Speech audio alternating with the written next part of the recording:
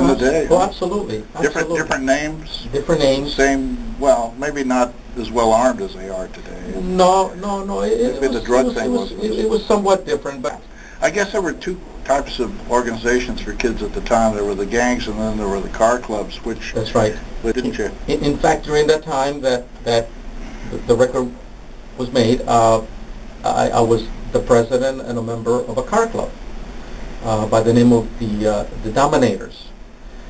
And yes, we had a good 25 members or so, and I was the president. And there again, I started the club. I remember having a 1962 Ford Falcon. Nice paint. Not exactly the perfect lowrider. Not exactly, but remember, we were from West Side. Okay. Things were done differently on West Side.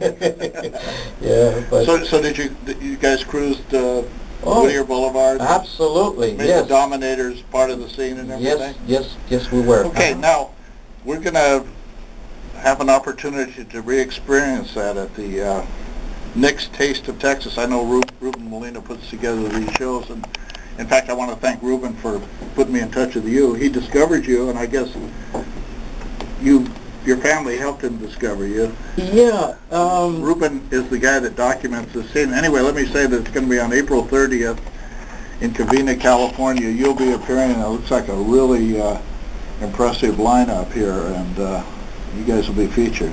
Expect a rousing reaction. You know, Steve, I want to share something with you and your audience. About a year and a half ago or so, my son Anthony, who is sitting here with me today, he's really taken a lot of interest in researching my song, Darling Dear. And he went into the website and blah, blah, blah. So he found out a lot about the song, and he kept telling me, Dad, you have no idea how many people out there know about the song. They want to know more about you. And he came across this friend of his by the name of Tommy. And then Tommy then connected my son Anthony with Ruben.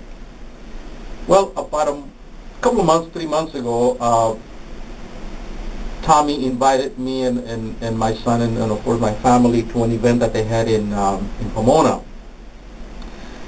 It's a group that gets together and they basically are collectors of vinyl records, 45s.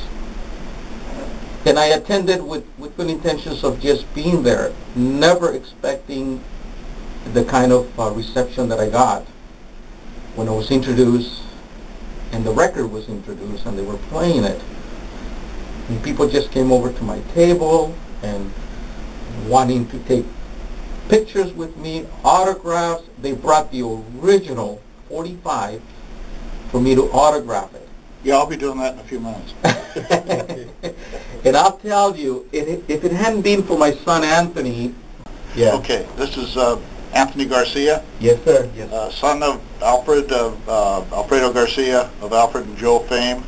What do you collect? What kind of records do you like? Well, to be very honest, I'm not really a record collector, but I do appreciate the sound, the music. Good, because it'll take over your life. Right. Growing up in a house full of musicians, my father, my grandfather too, rest in peace, my dad's dad, and all my brothers, What was your grandfather's name? Alfredo. Oh, okay. Alfredo, yeah. Does that make him junior or? Growing up around, really Latin-based music, I've always had a great love for oldies, for oldies music. What's your take on what your dad did? I love it. That song, I mean, I can listen to it every day. When did you first become aware of it? Or since I can remember. Really? I mean, yeah. My dad, growing up, would play it, would sing it. You know how many times it's been bootlegged? So it's a family story, isn't it? It really is. It really, really is. I mean, growing up, again, to this day, he sings. He's always singing. I don't want to keep this secret. We never identified Joe's full name or anything about him.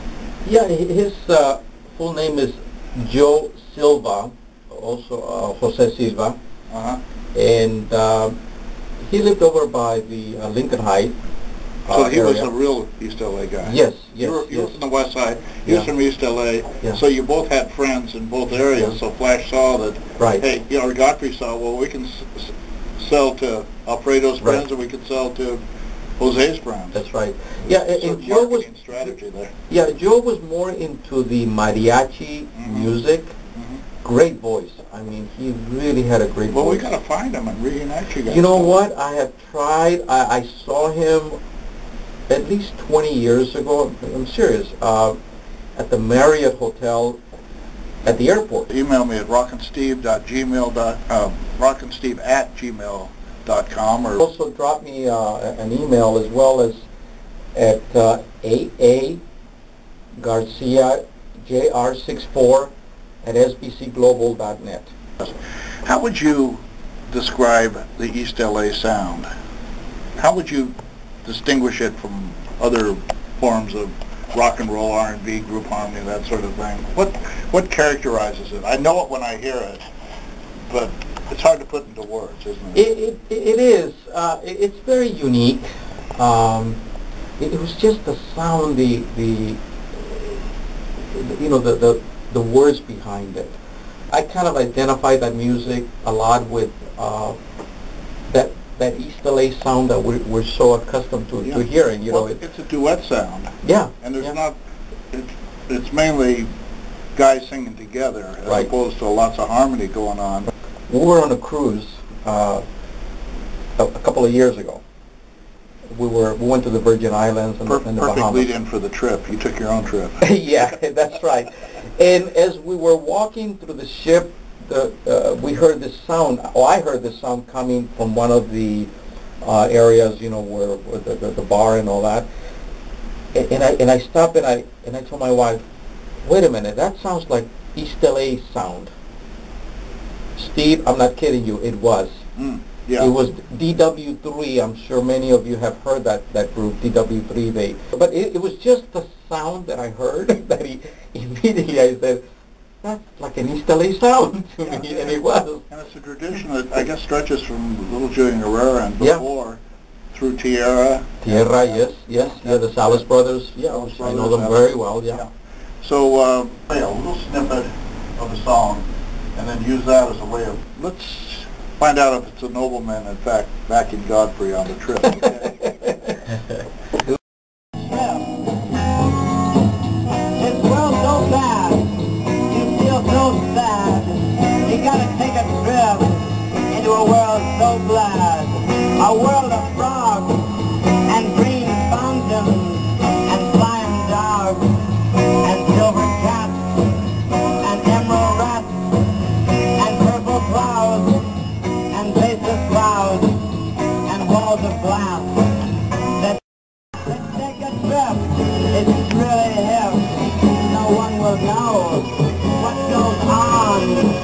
Just you and me and the dreams we see. Come on, baby. Come on, baby. You're doing it right. Just put your head down. Okay, that's